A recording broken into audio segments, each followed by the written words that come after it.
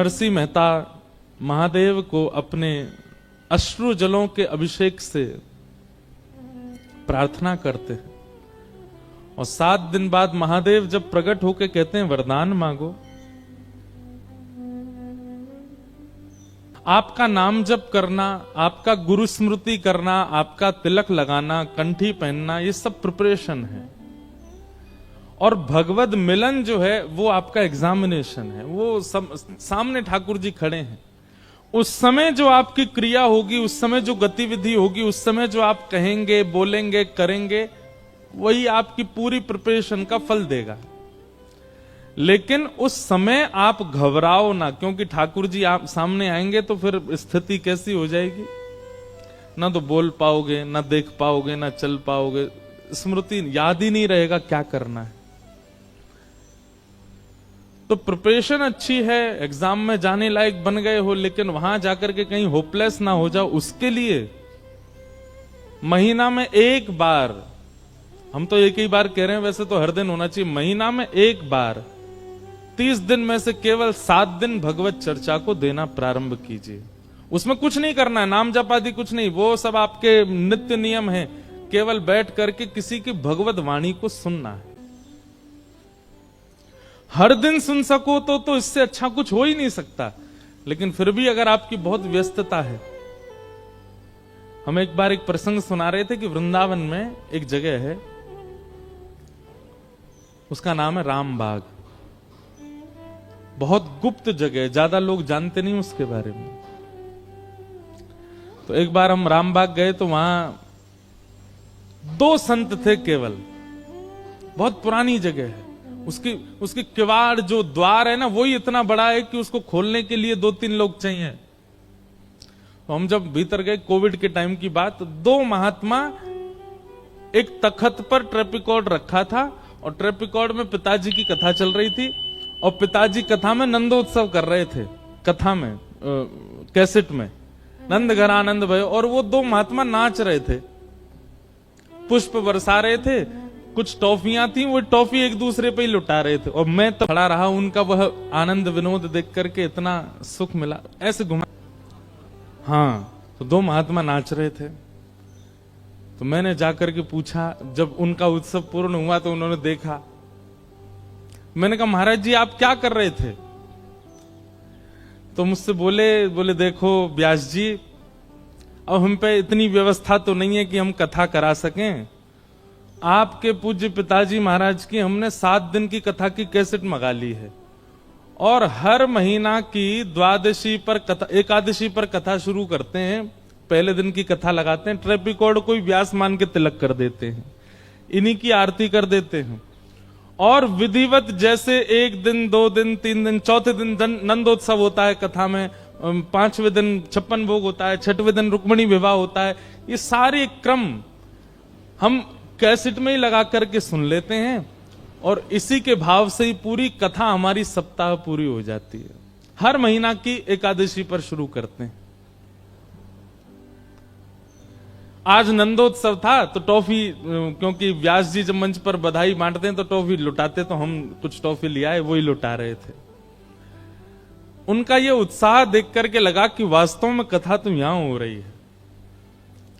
भले ही वहां व्यास नहीं थे, भले ही वहां पंडाल नहीं था, भले ही वहां मंच नहीं था, व्यवस्थाएं नहीं थी, लेकिन उत्साह पूरा था।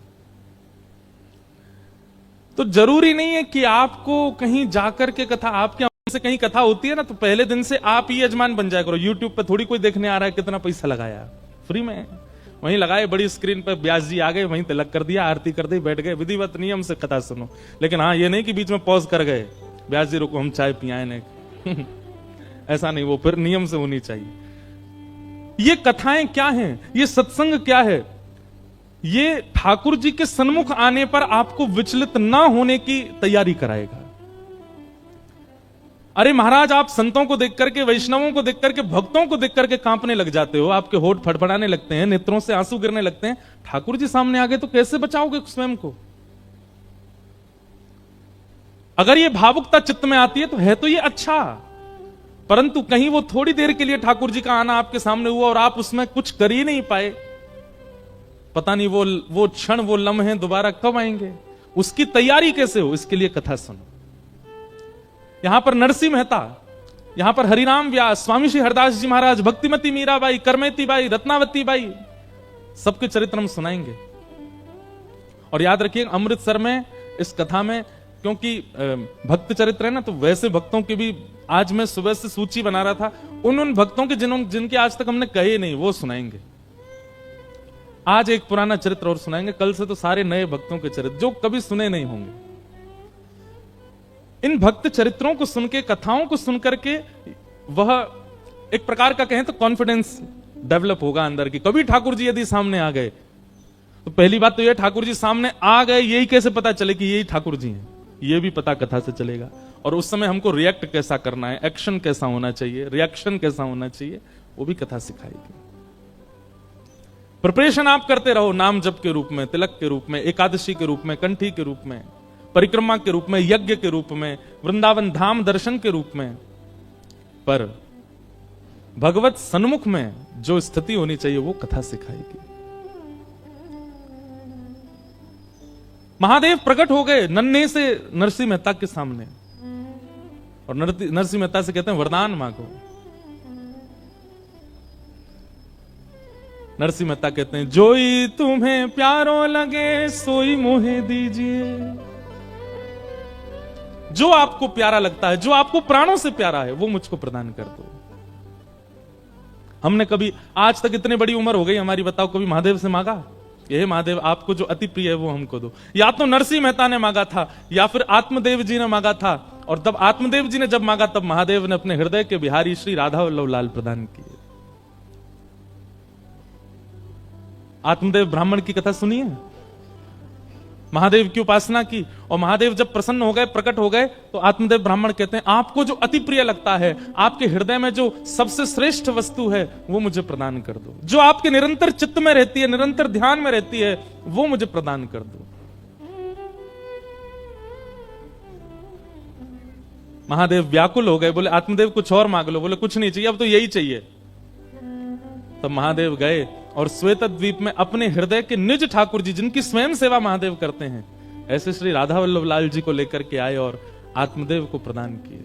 फिर आत्मदेव जी को श्री जी ने आज्ञा की, भविष्य में फिर आगे चल के हितरवंश महाप्रभु आए और कहा कि ये हमारी वंशी के अवतार हैं, इनके द्वारा तुम हमको वृंदावन स्थापित करवाओ। तब हितरवंश महाप्रभु कृपा करके ठाकुर जी को वृंदावन लाए। भैया महादेव की कृपा से ही ब्रज बसो है, अगर ये बात कह दूं तो इसमें कोई अतिशयोक्ति नहीं है। महादेव की कृपा से गोपियां बसी हैं, महादेव की कृपा से यमुना जी स्थिर हैं, महादेव की कृपा से श्री गिरिराज जी स्थिर हैं, महादेव की कृपा से संत निरंतर आनंद कर रहे हैं। महादेव की ही कृपा है कि वृंदावन में प्रेम की व्यार बहती है। यह महादेव का अनुग्रह है।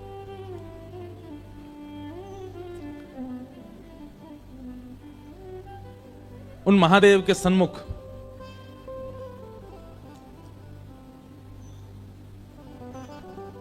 नरसिंह मेहता कहते हैं जोई तुम्हें प्यारो लगे सोई मोहे दीजिए।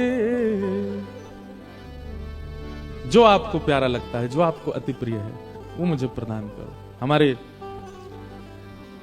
श्री हितरवंश महाप्रभु गाते हैं जोई जोई प्यारो करे सोई मोहे भावे। जोई जोई प्यारो करे सोई मोहे भावे। जोई जोई प्यारो करे सोई मोहे भावे।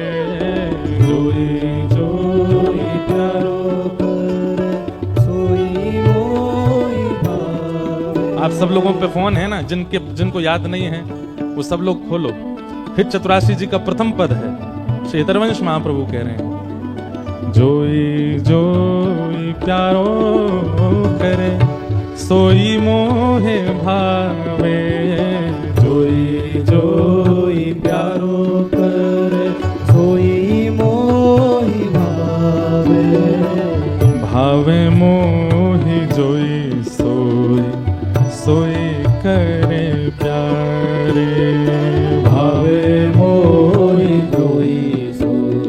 अच्छा भाव है। बोले प्यारो जो जो करे मुझे सब भावे, और मुझे वही भाता है जो प्यारे करते हैं, वो चाहे जो करे मुझे सब प्रिय। यही तो प्रेम का प्रथम स्वरूप है।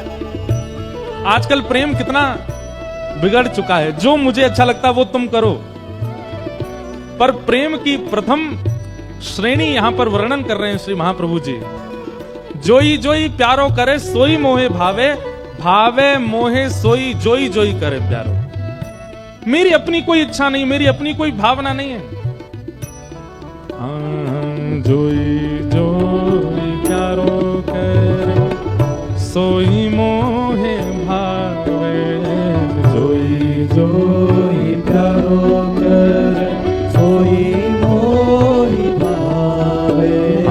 भावे मोहि जोई सोई सोई करे प्यारे, भावे मोहि जोई सोई सोई करे प्यारे। हे मोको तो भावती और प्यारे के नैनन में, मोको तो भावती और प्यारे के नैनन में। हाँ मोको तो भावती और प्यारे के नैनन में, मोको भावती और प्यारे प्रीतम प्रिय मेरे तन मन प्राण होते प्रीतम प्रिय।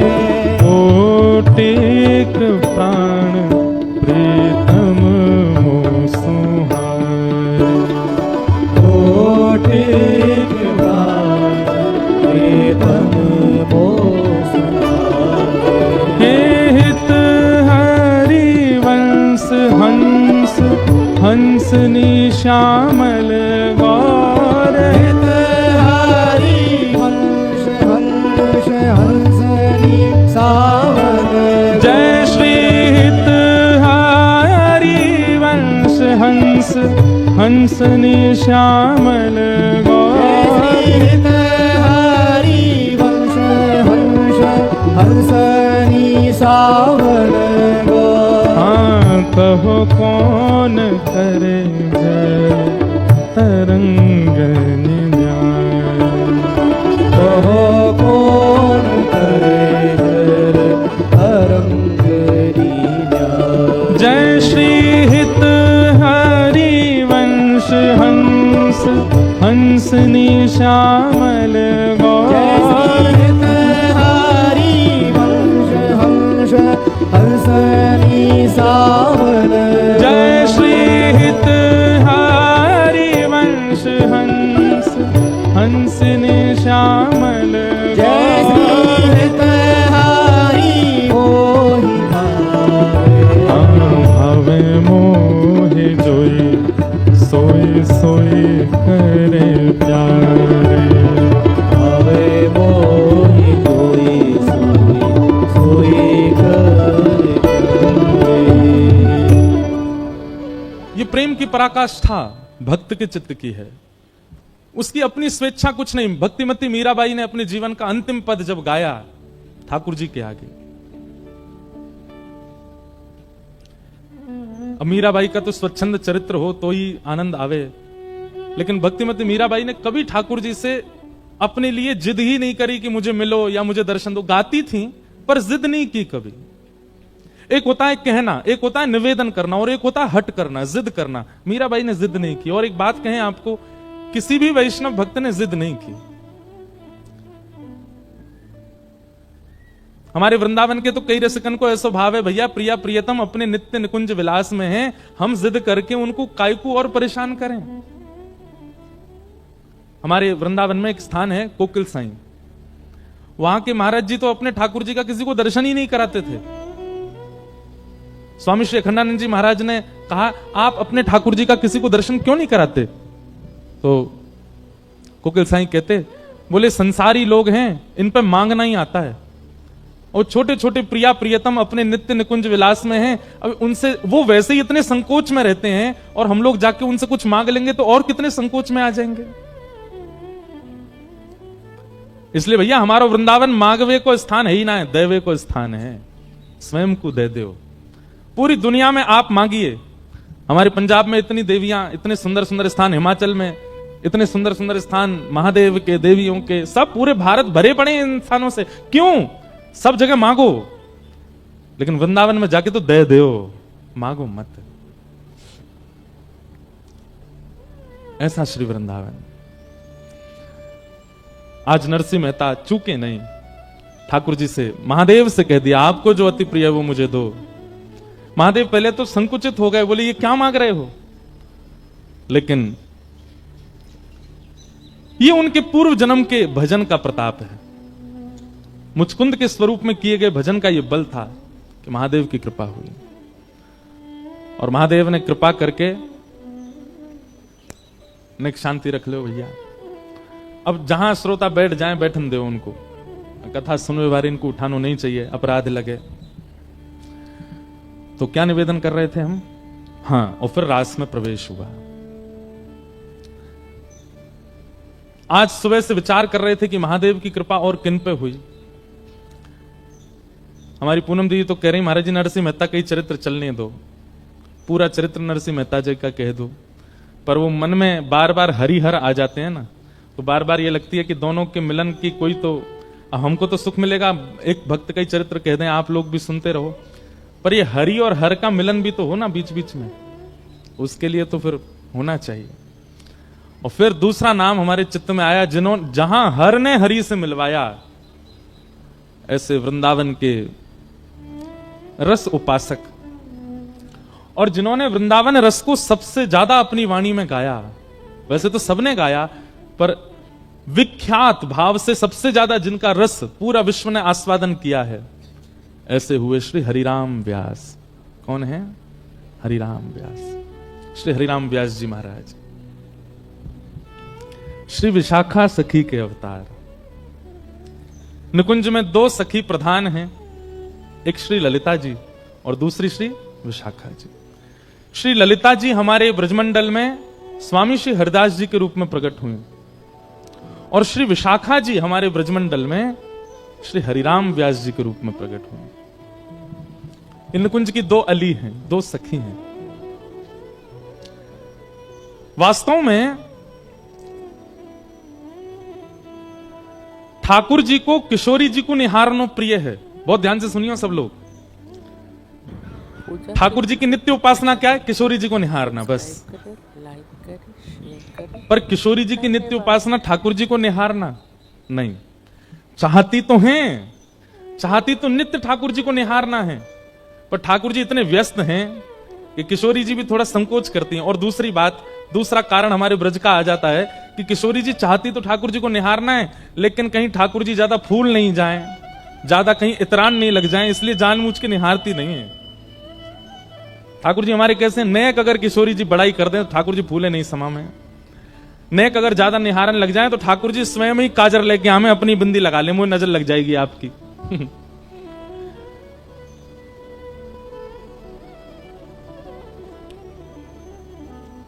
तो ठाकुर जी का नित्य उपासना किशोरी जी के दर्शन है, और किशोरी जी की नित्य उपासना ठाकुर जी के दर्शन है, पर नित्य निहारती नहीं। तब किशोरी जी क्या करती हैं? वो सन्मुख बैठा करके श्री ललिता जी को देखती हैं और विशाखा जी को देखती हैं। ललिता और विशाखा जो हैं, ये किशोरी और ठाकुर जी के ही रूप की परछाई से उनके सामने लीलाएं करती रहती हैं। जैसे जब जब श्याम सुंदर की याद आती है, तब तब ललिता विशाखा लीला करती हैं, और लीला करके किशोरी जी को दिखाती हैं। ललिता जी श्री किशोरी जी बनती हैं और विशाखा जी श्री श्याम सुंदर बनती हैं, और ये दोनों लीला करके दिखाती हैं। उसी से किशोरी जी का मन प्रसन्न होता है। तो ऐसा कह दें तो कोई अतिशयोक्ति नहीं कि ठाकुर जी की उपासना किशोरी जी का दर्शन, और किशोरी जी की उपासना ललिता विशाखा का दर्शन। वो नित्य निहारती हैं दोनों को। कितनी बड़ी सौभाग्यवती हैं कि अपलक नेत्रों से किशोरी जी निहारती हैं उनको। ललिता जी का तो प्रादुर्भाव ही किशोरी जी के प्रतिबिंब से हुआ। ऐसी कथा आती है कि एक बार निकुंज में ठाकुर जी बोले, हे श्यामाजू चलो आपको श्रृंगार मैं करूंगा।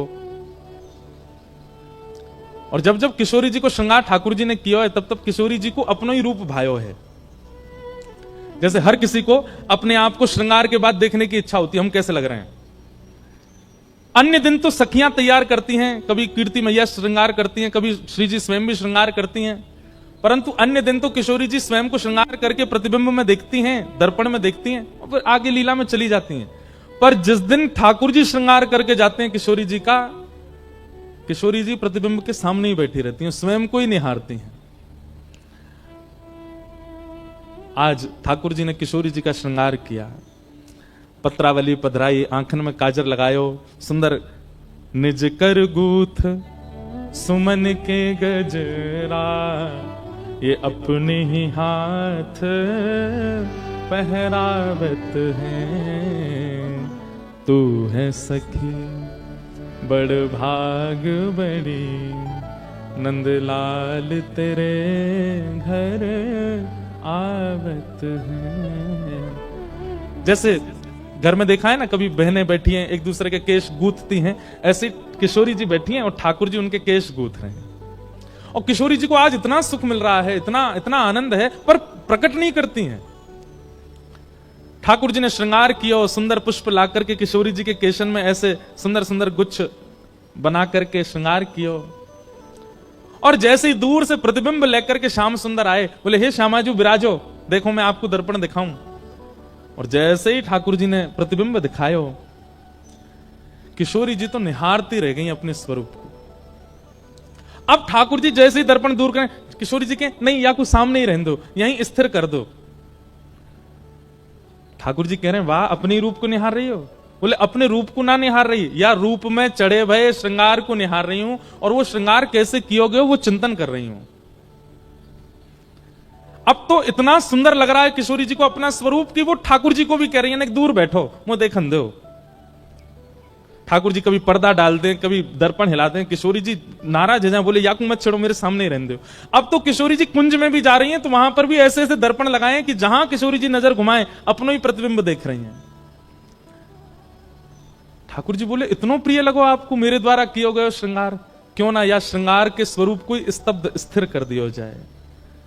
और तभी किशोरी जी अपनी स्वरूप को देख करके बोली हे ललिते, और जैसे ही अपने स्वरूप को ललिते कहो है, तो किशोरी जी को जो प्रतिबिंब है वो प्रतिबिंब ही श्री ललिता जी के रूप में प्रकट है गए।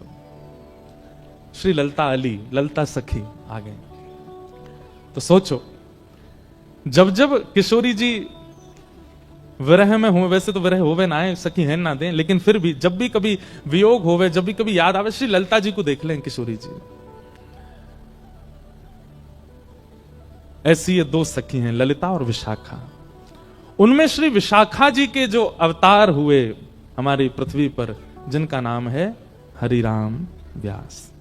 हरिराम व्यास, श्री हरिराम व्यास जी के लिए श्री नाभा गोस्वामी जी कहते हैं, उत्कर्ष तिलक अरुदाम को भक्त इष्ट अति व्यास के, काहू के आराध्य मच्छ कच्छ नर हरि सूकर, बामन फर साधरन सेतु बंधन जू शैल कर, एकन के यह रीत नेम नव धासों लाए, सुकुल सुमुखन सुवन अच्युत गोत्री जो लढ़ाए, नौ गुण तोरी नूपुर्ग हो महत सभा मधिरास के, उत्कर्ष तिलक अरु भाल के, उत्कर्ष तिलक अरुदाम को भक्त इष्ट अति व्यास के। श्री हरिराम व्यास। एक बात याद रखिएगा, भक्तमाल जी में श्री नाभा जी ने भगवान के भक्तों को केवल भक्त कहा, लेकिन हरिजनों के भक्तों को श्री नाभा गोस्वामी जी भक्त राज कहते हैं। बहुत ध्यान से सुनिएगा, जो ठाकुर जी के भक्त हैं श्री नाभा जी कहते हैं ये केवल भक्त हैं, इनकी उपाधि केवल भक्त की है, लेकिन जो ठाकुर जी के भक्तों के भक्त हैं ये भक्त राज हैं, ये भक्तन के राजा हैं। आप लोग अपने घर में प्रिया प्रियतम की सेवा करते हैं, लड्डू गोपाल की सेवा करते हैं, किशोरी जी की सेवा करते हैं, आप केवल भक्त हो, और उनकी सेवा से ऊपर आपके लिए कुछ भी नहीं है तो आप भक्त हो। लेकिन अमृतसर में कोई ब्रजवासी आ जाए और आप मचल जाओ, आपके नेत्र तड़पने लग जाएं, आपको हृदय व्याकुल हो जाए, आपके मन में इच्छा हो कि बस कैसे हम जामे, जाके उनके दर्शन कर आए, नए कुंते मिल आए, उनको अपने हाथ की कछु बनी सामग्री पवाए, उनके बैठ के 2 वचन सुनियाए। ठाकुर जी से भी अति प्रेम यदि हरिजनों से है तो श्री नाभा जी आपको भक्त राज कहेंगे। ये भक्तन के राजा। और एक बात हम आपसे स्पष्ट कह दें, ठाकुर जी से प्रेम करना सहज है, पर हरिजनों के प्रति प्रेम होना ये सबसे कठिन है। हरिजनों से प्रीति नहीं हो पाती, हरिजनों के प्रति वैसा प्रेम नहीं हो सकता। और वाकई लैया भी अगर आपको प्रयास करना हो, देखो एक बात हमारी बात बहुत ध्यान से सुनिएगा, ठाकुर जी की सेवा बहुत सरल है। सवेरे 7 बजे मंगला करते हो, किसी दिन 8 बजे कर दोगे तो ठाकुर जी नाराज नहीं होंगे, और काउ दिना 5 बजे ही कर दोगे तो भी ठाकुर जी नाराज नहीं होंगे। ठाकुर जी को राजभोग में कड़ी चावल खवा दो तो भी ठाकुर जी राजी हैं, ठाकुर जी को केवल दही भात खवा दो तो भी राजी हैं, कुछ नहीं तो दूध के भोग लगा दो तो राजी हैं। रात में शयन के समय ठाकुर जी को भोग लगाओ तो राजी, नहीं भोग लगाओ दूध धरा के, नहीं तो चना चनौरी मिश्री लगा दो तो भी राजी। सुबह दो सेज पे तो राजी, नहीं सुबह भूल गए, ठाकुर जी बैठे खुद सो गए तो भी बेचारे राजी, कुछ नहीं कहेंगे। ठाकुर जी की सेवा तो बहुत सरल है, बहुत सहज है, उसमें तो आपको परिश्रम करना ही नहीं पड़ता है। पर हरिजनों की सेवा, हरिजनों की सेवा तो कठिन है। अगर किसी भक्त को आपने प्रसाद के नाम पर केवल दूध भोग दे दिया, चना चनौरी धर दिए सामने, तो महाराज भ्रगुटी टेढ़ी करके देखोगे जी का पवार हो भैया, या के काजे लेके आया तुम हमें अपने घर, वो तो टोक भी देगा, वो तो रोक भी देगा, वो तो नाराज भी हो जाएगा। सीधी बात, ठाकुर जी के सेवा में चीटिंग चल जाएगी पर भक्त की सेवा में नहीं चलेगी, वो तो तुरंत आपको डांट देगा। ऐसा समझ लीजिए कि भगवत सेवा बिना सीसीटीवी कैमरा के की गई चोरी है, लेकिन भक्त सेवा वो तो चारों तरफ कैमरा लग रहे हैं, फिर आप क्या कर रहे हो, एक एक गतिविधि, ए भाई प्रणाम ऐसे नहीं करते हैं, चलते ऐसे नहीं है, एक हाथ से नहीं करते हैं, ऐसे बैठते नहीं है, ऐसे खड़े रहो, ऐसे बोलो, ये शब्द नहीं बोलना चाहिए, ऐसे नहीं घूमना चाहिए। भक्त तो आपको टोकेगा, ठाकुर जी टोकते थोड़े हैं। ठाकुर जी ने तो मुंह बंद कर रखो कलयुग में कि मैं टोकूंगा ही नहीं। तो भगवत सेवा बड़ी बात नहीं है, भक्त सेवा। और श्री हरिराम व्यास जी के लिए क्या कहा गया, उत्कर्ष तिलक अरुदाम को भक्त इष्ट अति व्यास के।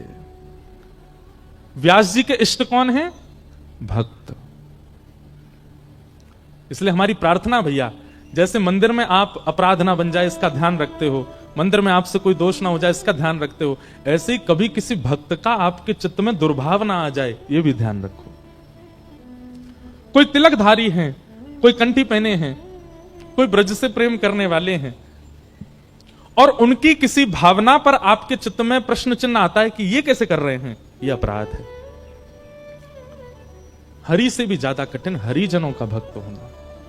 और हरिजनन के प्रति यदि भक्ति चाहिए हो, राधा रमन जी खूब अच्छे लगते हैं, राधा वल्लभ जी खूब बढ़िया लगते हैं, बिहारी जी में खूब निष्ठा, वृंदावन में खूब निष्ठा, परिक्रमा में खूब निष्ठा, यमुना जी में खूब निष्ठा, लेकिन ब्रज के ब्रजवासियों में और ब्रज के संतों में आपकी निष्ठा नहीं हो रही हो, तो जाओ वृंदावन के गोपेश्वर और जाके गोपेश्वर महादेव को प्रणाम करो और गोपेश्वर महादेव से प्रार्थना करो,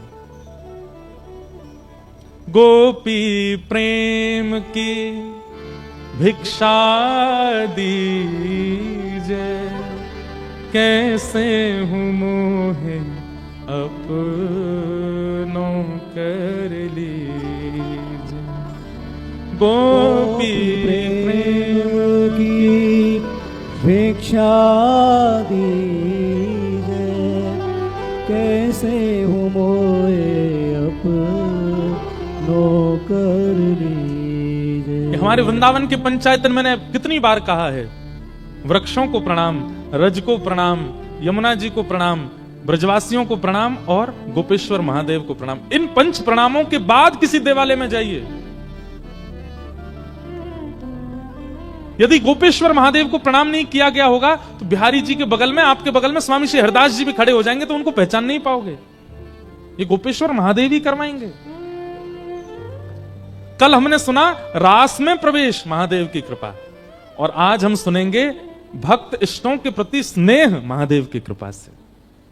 ठाकुर जी से प्रेम करना हम सिखाएंगे ही नहीं इन 7 दिनों में, वो तो आप सब करते हो, वो तो आप सब जानते हो। पर जिनसे हमारे हरि रीझ हैं, ऐसे हरिजनों से प्रेम ये महादेव सिखाएंगे, ये महादेव बताएंगे। हरिराम व्यास जी कैसे हैं? बोले भक्त इष्ट अति व्यास के। आप देखेंगे बिल्कुल सूर्य और चंद्रमा की तरह परिवर्तन हुआ हरिराम व्यास जी के जीवन में महादेव की कृपा से। पहले के हरिराम व्यास कैसे हैं वो तो हम बाद में कहेंगे, पर बाद के हरिराम व्यास, शंकर जी से मिलने के बाद हरिराम व्यास जी कैसे हैं?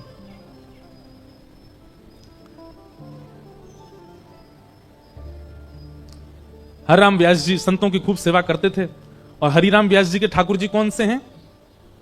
जुगल किशोर को लाड़ लड़ायो, नवल कुंज ही माह, कुंज निकुंजन की रज धारे, व्यास युगल यश गाय, वृंदावन प्यारो वृंदावन श्री वृंदावन। आप लोग आश्चर्य करेंगे, और ये हम किसी के इष्ट को या किसी परंपरा को हम कोई गलत नहीं बोल रहे हैं, पर हमारे वृंदावन के सप्तनिधियों में जितने भी ठाकुर प्रकट हुए सब एक एक ही प्राप्त हुए। रूप गोस्वामी को गोविंद देव मिले, सनातन गोस्वामी को मदन मोहन मिले, गोपाल भट्ट गोस्वामी जी को राधा रमण मिले, और कौन से रह गए बीच में हैं? हितरवंश महाप्रभु जी को राधा वल्लभ जी मिले, मधु पंडित जी को गोपीनाथ जी मिले। सबको ठाकुर अकेले अकेले ही मिले।